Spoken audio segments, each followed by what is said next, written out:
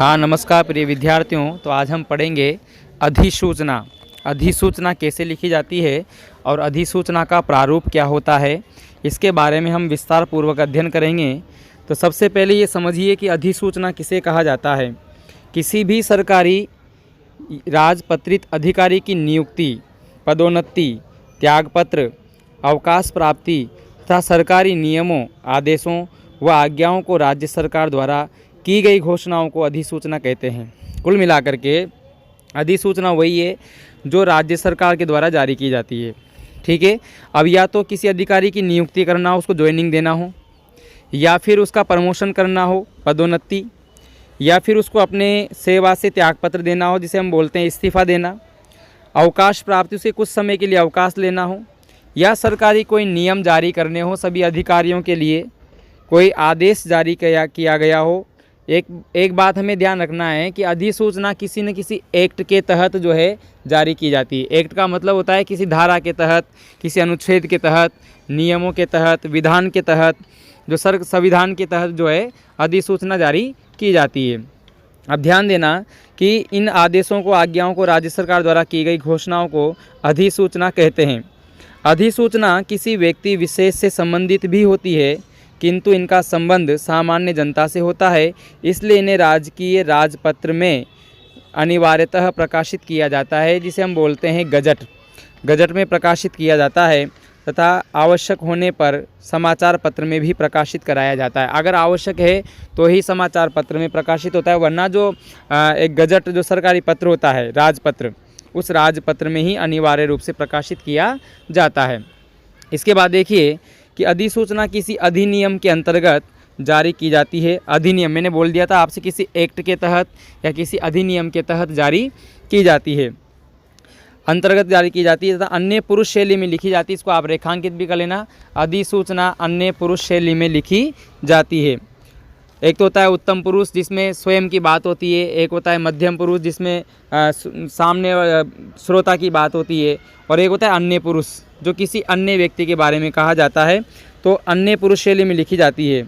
अब एक प्रश्न हमारे सामने यहाँ पर है कि ऊर्जा विभाग जयपुर की ओर से एक अधिसूचना जारी कीजिए जिसमें कोटा तापीय विद्युत गृह, जिसमें हम बोलते हैं इसको अंग्रेजी में थर्मल पावर प्लांट, जिसमें कोटा तापीय विद्युत गृह कोटा में 6ठी इकाई स्थापित करनी है, जिसके लिए प्रतिवेदन मांगे गए हैं। तो इसके लिए आपको एक अधिसूचना लिखनी है। मैंने इसको एक उदाहरण के रूप में आपको यहाँ समझाने का प्रयास किया है। तो आपको कुछ मुख्य बातें ध्यान रखनी। नंबर 1 बात ये कि अधिसूचना हमेशा राजपत्र में प्रकाशित की जाती है। दूसरी बात ये याद रखना है आपको कि अधिनियम के अंतर्गत ही जारी की जाती है। और तीसरी बात आपको याद रखनी है कि अन्य पुरुष शैली में लिखी जाती है।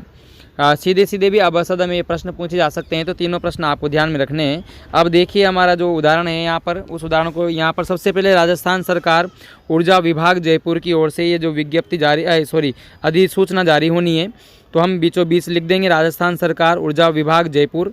फिर इसको बीचों बीच लिखने के बाद हम बाईं ओर अधिसूचना संख्या लिखेंगे। जैसे हमने विज्ञप्ति संख्या लिखते हैं, जैसे हम पत्र संख्या लिखते हैं, वैसे ही अधिसूचना संख्या हम लिख दी। यहाँ पर इसके बिल्कुल ठीक सामने दिनांक हमें लिखनी है, 17 जनवरी 2020 यहाँ पर लिखा हुआ है।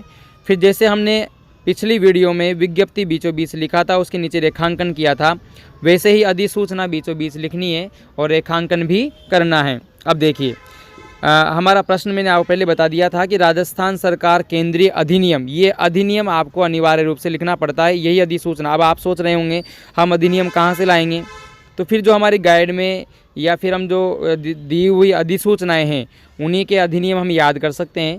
तो जो गाइडों में अधिसूचनाएं दे रखी हैं उनको आप ध्यान से ज़रूर पढ़ें।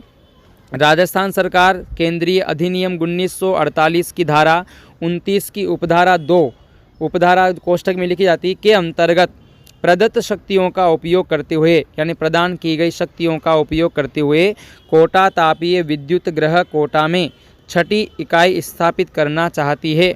अतः एतद द्वारा सूचित किया जाता है कि यदि कोई भी इस परियोजना के संबंध में कोई प्रतिवेदन करने का इच्छुक हो, यानी शामिल होना चाहता हो, तो वह अपना प्रतिवेदन इस अधिसूचना के जारी होने से 2 माह की अवधि के अंदर सचिव राजस्थान राज्य विद्युत वितरण निगम जयपुर भवन को प्रेषित कर सकता है। और ये हमेशा विशेष बात ध्यान रखनी है कि अधिसूचना के नीचे जो लिखा जाता है दाईं ओर, वो ये हमेशा लिखा जाता है राज्यपाल महोदय की आज्ञा से। यह हर अधिसूचना में आएगा, क्योंकि अधिसूचना राज्य सरकार के द्वारा जारी की जाती है और राज्य सरकार में जो शासन का प्रमुख होता है जो वो होता है राज्यपाल, ठीक है ना। तो इस प्रकार से राज्यपाल महोदय की आज्ञा से लिखा जाएगा। फिर नीचे हस्ताक्षर लिख करके हमें छोड़ देना है। हस्ताक्षरकर्ता का नाम लिख करके हमें छोड़ देना है। नाम हमें लिखना है उपशासन सचिव ऊर्जा भाई साहब उम्र को तक जाओगे। जिस प्रकार से केंद्र में राष्ट्रपति के नाम से सारा शासन चलाया जाता है, उसी प्रकार से राज्य में राज्यपाल की ओर से शासन संचालित होता है। इसलिए ध्यान रखना कि अधिसूचना में राज्यपाल महोदय की आज्ञा से ये शब्द लिखा जाएगा। हस्ताक्षर नहीं करने हैं आपको, हस्ताक्षरकर्ता का नाम। अब इसमें जो है सचिव के हस्ताक्षर होते हैं, इसलिए नाम हमें भी नहीं लिखना होता है, क्योंकि हम नहीं जानते हैं सचिव कौन है।